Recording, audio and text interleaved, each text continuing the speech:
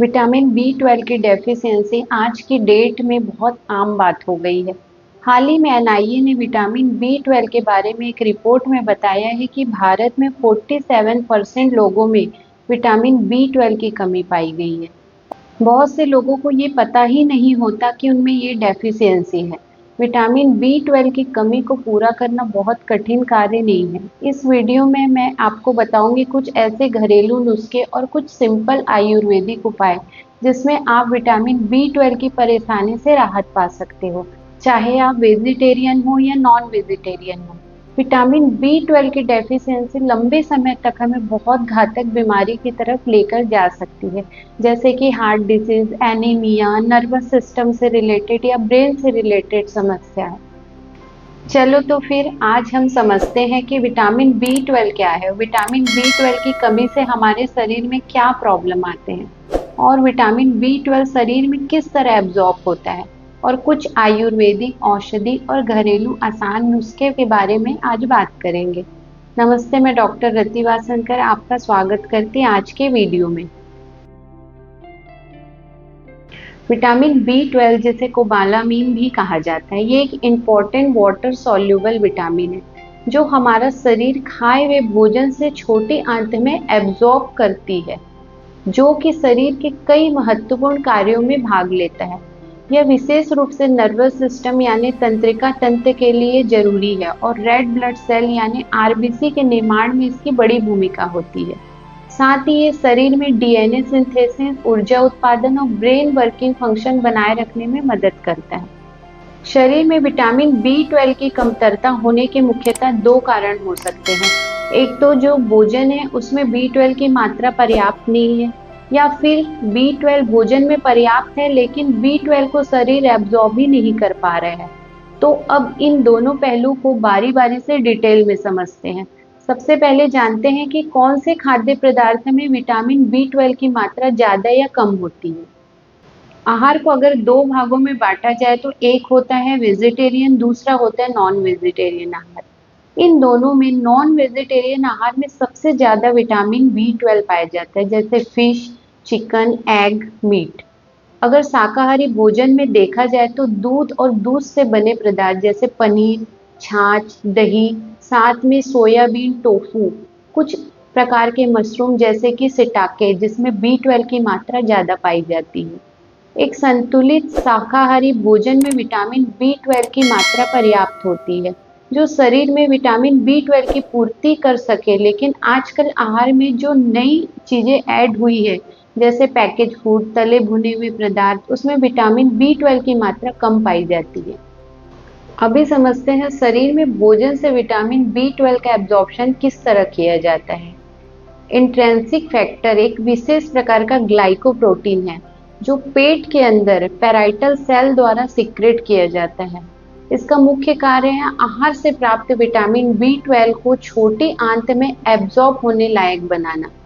कुछ रोग जैसे परनीशियस एनीमिया या ऑटो इम्यून रोग जो शरीर में रोग प्रतिरोधक प्रणाली, इंट्रिंसिक फैक्टर या उसे बनाने वाली पैराइटल सेल पर हमला करती है। इसके कारण या तो आईएफ बनता ही नहीं या वह शरीर द्वारा नष्ट कर दिया जाता है, जिसमें विटामिन बी 12 का एब्जॉर्प्शन रुक जाता है। और ऑटोइम्यून गैस्ट्राइटिस ये एक ऐसी स्थिति है जहां पेट की परतों में सूजन आ जाती है और पैराइटल सेल क्षतिग्रस्त हो जाती हैं, जिससे इंट्रिंसिक फैक्टर का स्त्राव रुक जाता है। वैसे इस तरह की बीमारी कम देखने में आती है। कुछ दुर्लभ आनुवंशिक रोग जैसे क्रॉन डिसीज और स्मॉल इंटेस्टाइन बैक्टीरियल ओवरडोज, जिसे हम SIBO भी कहते हैं, इन सब में शरीर बी 12 को एब्जॉर्ब नहीं कर पाता, चाहे उसकी पर्याप्त मात्रा आहार में हो। कुछ एंटासिड जैसे ओमेप्राजोल, पेंटाप्राजोल आदि दवाई पेट में एसिड को कम कर देती है, जो कि विटामिन बी 12 के एब्जॉर्प्शन के लिए जरूरी होता है। और जो मेटफॉर्मिन डायबिटीज की दवा का लंबे समय तक उपयोग करने से विटामिन बी 12 का एब्जॉर्प्शन में कमी आती है। वृद्धावस्था या उम्र बढ़ने में पेट में एसिड का उत्पादन कम हो जाता है, जिससे विटामिन बी 12 रिलीज नहीं हो पाता और एब्जॉर्प्शन में बाधा आती है। अत्यधिक अल्कोहल और स्मोकिंग से इंटेस्टाइन की परतें प्रभावित होती है, जिससे शरीर B12 को एब्जॉर्ब नहीं कर पाता।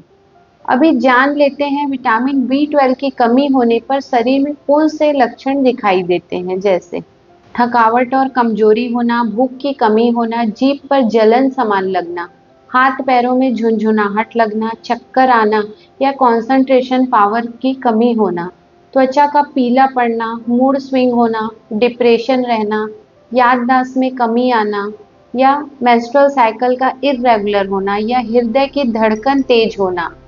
यदि ये लक्षण लंबे समय तक बने रहे तो तुरंत विटामिन B12 की जांच कराना आवश्यक है।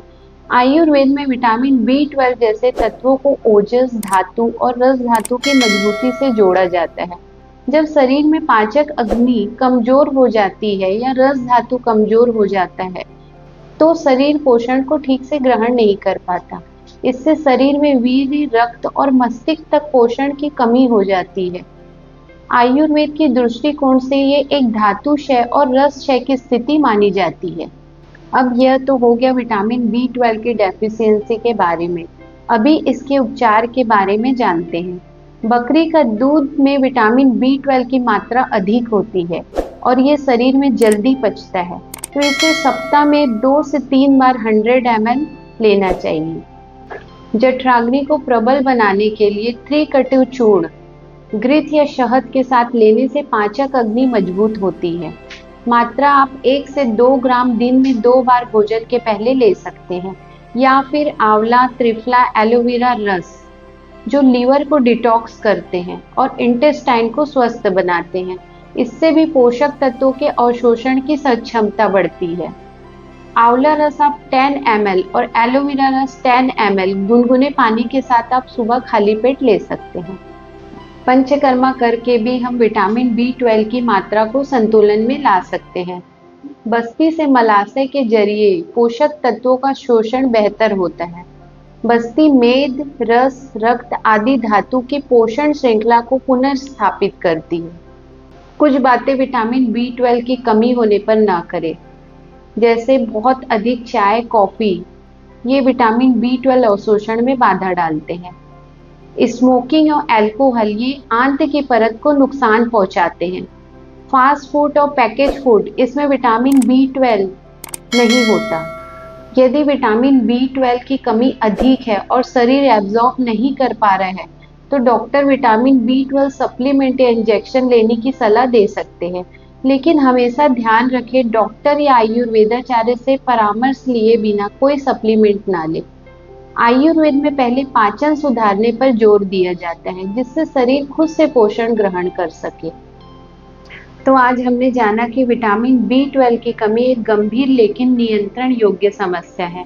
आयुर्वेद जीवन शैली, संतुलित आहार और नियमित दिनचर्या से हम इस कमी को दूर कर सकते हैं। सिर्फ सप्लीमेंट पर निर्भर रहने की बजाय हमें अपने शरीर को प्राकृतिक रूप से स्वस्थ रखने की दिशा में कदम उठाना चाहिए। अगर ये वीडियो आपको उपयोगी लगा हो तो आप लाइक करें, शेयर करें और सब्सक्राइब करना ना भूलें। नीचे कमेंट करके बताएं आप किन लक्षणों को महसूस करते हैं और क्या आपको आयुर्वेदिक उपाय से लाभ हुआ है। धन्यवाद।